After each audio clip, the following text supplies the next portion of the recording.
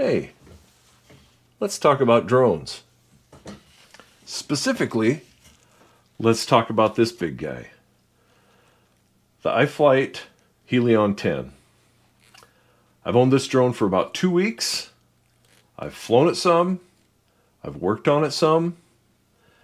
And I would just like to take a minute to share with you my experiences over the last 2 weeks and maybe help some of you understand what to expect if you're looking to purchase this drone in the near future and add it to your fleet. I don't think I'll talk so much about flight characteristics today because this is a fine flying drone. There's quite a few people online that are covering that right now. A lot of YouTube videos where you can simply see some of the footage that has been captured with this big drone. So I think I'll stay away from the flight characteristics and just talk to you about some of the things that you can expect with regards to the drone itself. What to expect on the bench, some of the pros and cons of the way it's constructed, and so on and so forth. So spend a few minutes with me here. Let's talk about the Helion 10 and maybe help you get a better understanding of what this big bird is all about.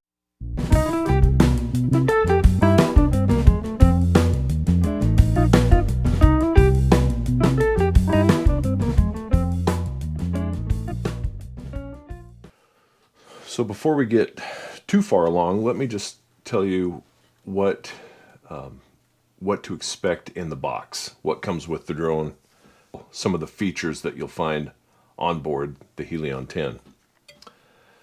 First of all, per standard with most DJI O3 Air Unit systems, you're going to have 2 FPV antennas. These are the generic iFlight antennas. I think they call them albatross antennas. It also comes with one set of 10-inch props. That's 2 clockwise, 2 counterclockwise props. Unlike other iFlight drones that you may have purchased over the years, this does not come with an extra set of props. Personally, I believe that that's because the props are so large that they can only package enough props for the drone itself in the packaging. There's not really enough room for an extra set of props. So expect one of your first purchases to be an extra set of props for this drone, just to have on hand, right? As most large capacity packs on the market come with XT90 connectors, the folks at iFlight went ahead and shipped the unit with an XT90 as the standard connector for batteries. However, they do include the adapter, XT90 to XT60. And if you guys are like me and you've been flying a Chimera 7 for the last few years, then you probably have quite a few large capacity packs with XT60 connectors. So you can continue utilizing those on the Helion with the connector that's given to you with the drone. It comes shipped with it. So nice feature that is included. I had actually reached out to one of the resellers here in the US when I was looking to purchase this, asked specifically if their packaged drone came with the XT90 to XT60 adapter. They couldn't answer that. They didn't know. As it turns out, all Helions do come with that adapter directly from iFlight. So even if your dealer doesn't know if it does, because they can't open the packaging and look, it does come with it. Another cool feature that I think you guys may enjoy is this 5-volt out USB-C connector that's right behind the camera mount on the Helion. And it is exactly what you think it would be. It would be for connecting your GoPro or your action camera of choice directly to USB power for extended flights. A little less worry with respect to losing power during a long flight if your batteries don't last very long. But one of the main things with, for instance, the Hero 11 and the Hero 12 models is they will run without a battery on board, strictly off of USB power. And that lessens the amount of weight on board the Helion. And so that's a pretty neat feature that you can power action camera directly off of the USB power. The one thing and the quirk that I found with this one so far is that I have actually lost power to my camera during flight, and I'm not sure why that is. I'll return from my flight and the camera is turned off, and I could see that maybe anywhere from 3 to 8 minutes into my flight, the camera had powered down. So my guess is that there may be some issues with how the power is being regulated to that port, and I'll maybe reach out to iFlight and see if that's something that they are aware of or can help me out on. I'm not sure. As with just about all iFlight digital drones being shipped today, it comes standard with the O3 Air Unit on board, and of course the new camera. So if you're wanting to utilize the internal camera as not only your FPV, but your recording camera, that is an option for you as well.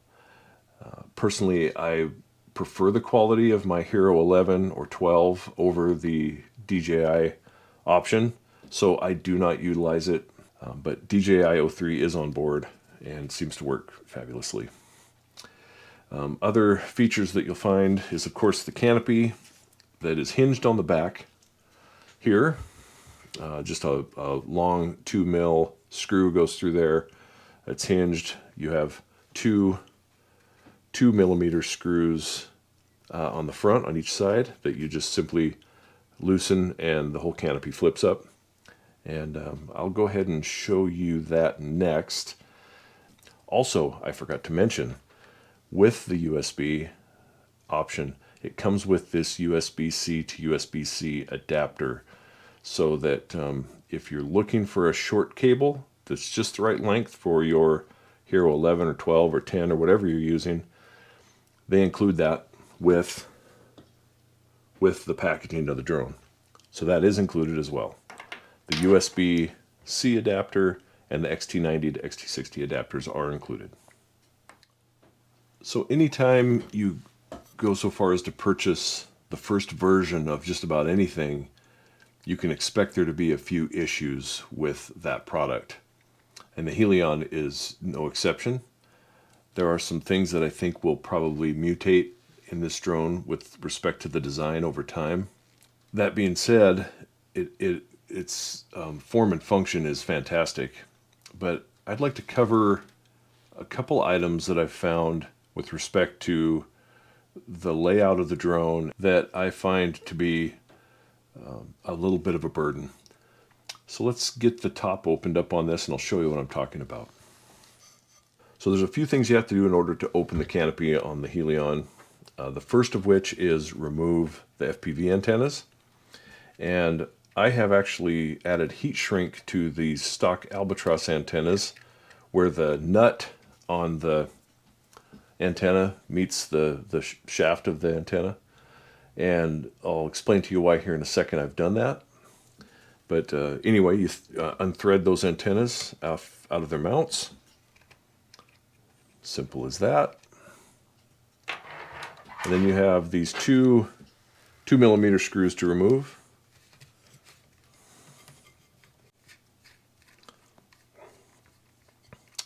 All right, so with the two side screws loosened, the canopy simply pops open like so, exposing the electronics. And I guess the first thing I'll say is that this is probably one of the most well laid out drones internally that I've seen with respect to access to the electronics. And since I'm recording on GoPros, I can't get very close to the camera, but I'll give it my best shot here to show you how things are laid out. Very open, very accessible. I really do like the layout. GPS is right up top. Obviously the antenna connectors, everything's laid out real nice. Up front here you've got the DJI O3 Air Unit, obviously flight controller, and then they've mounted right on top of the flight controller, in my case the ELRS receiver. So the layout's great, real easy to work on. I like this. These twin vertical plates are a really neat design feature. They kind of remind me of my old HPI Savage RC truck from years ago. It had a chassis that was like this, just as kind of a weird side note. But the canopy itself is a bit of a burden compared to other drones. I mean, let's face it, most other FPV, freestyle, racing drones, whatever you have easily accessible electronic components, meaning that you can connect to the USB ports easily to go into your Betaflight settings and reconfigure things. The Helion, excuse me, the Helion is not quite that way, and it's the fact that when they built the canopy, they did not create any access ports to those USB features. And if you'll see, for instance, I'll try to get a shot of this. The USB port on my flight controller is here. When I shut the canopy, it's now blocked. There's no opening for it at all. So I have to take everything apart to get to the flight controller. Same with the air unit here. There's no port for the air unit.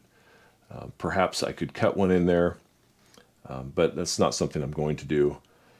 It's really not a huge issue taking a few screws out, taking the antennas off to get to it, but it's just slower than normal. The other thing is the antennas and the antenna connectors. Sorry, this keeps closing on me. The way that the connectors are laid out, you can't leave your antennas on, or at least you can't leave them on the back antenna mount when the canopy's open. There's just no room for them to connect. If you're powering your VTX with full power, I think we all know that that's a no-no. In the fact that you can burn up a VTX if you don't have antennas connected. I've heard, but have not personally read, that the DJI O3 Air Unit can be turned on with full power without antennas on. But, you know, it's just not a chance I'm willing to take. I don't want to burn up an O3 Air Unit just because I didn't put antennas on it. So my workaround has been to utilize these stubby antennas that came with my Goggles V2 and just thread those on while I'm powering my air unit. Say if I have to do some work to the electronics that would require battery power more than just USB power. So I'll just go ahead and screw those on, and they will fit. They will fit on between the canopy and the antenna mount. Although it is an extremely tight fit, they will fit there. So I'm not a big fan of that. Those antenna mounts are strange. I guess if I had a wish, it was that there were ports in the canopy that even when you opened it, the antennas could stay intact and connected to their mounts.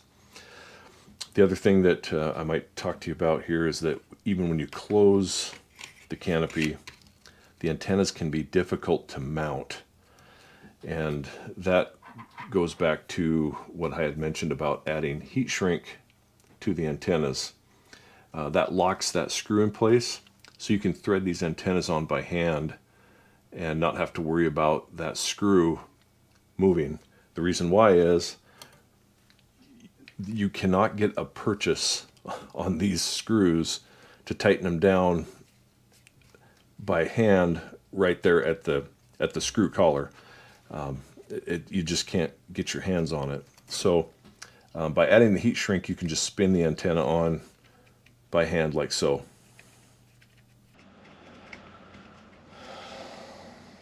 We have it.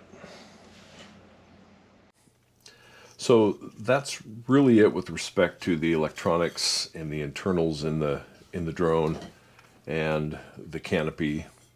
You know, I told you I would cover pros and cons both. You know, the pros are very obvious. I've talked about some of these really cool features that are on board, like the USB port, the XT90 connector, which I think is actually a pretty cool feature. The canopy itself is neat, streamlined, very protective, so on and so forth. The cons, again, is the canopy itself, and that it could be refined a little bit to add connectivity for the USB ports while closed, as well as maybe some larger ports for the antenna connections on top. Really, those are the main pros and cons I have with the drone so far. And wanted to share those with you so that you, again, would maybe kind of know what you were going into with respect to the Helion.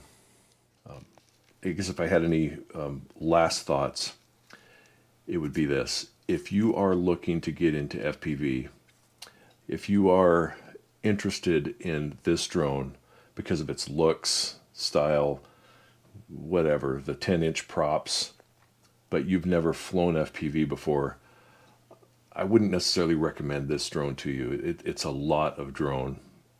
The first and foremost thing is that these 10-inch props, if you're not paying attention, can really hurt you or someone else. So maybe start your journey with something else, like a 5-inch freestyle or a small 5-inch FPV drone. Like for instance, let me show you here. This little guy, my Recon 5. There's a size comparison for you. Recon 5 is a fantastic first FPV drone. Long range, will fly a long time on a smaller battery. It's a good one. It's kind of, to me, would be a great place for someone to start. Low cost and a lot of fun. And then maybe move up to something else. I mean, once you've gotten yourself to where you're comfortable with that drone, something like this is not out of line. So that's, I guess, my final thought on the Helion. Otherwise, thanks for tuning in. And if you have any questions or comments, go ahead and leave those below in the comment section. Again, I'm kind of just a novice, or maybe not novice, maybe just your average FPV pilot. My perspective that I've given you here today is just that, from someone that's average. I'm not a pro. I don't spend all of my waking hours chasing tunings for these and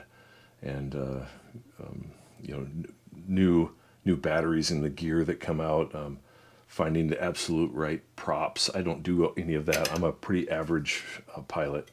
But so I guess take that into account when you watch this. And again, leave your comments below, and if I can answer anything for you, I will. But thanks for tuning in, and we'll see you next time.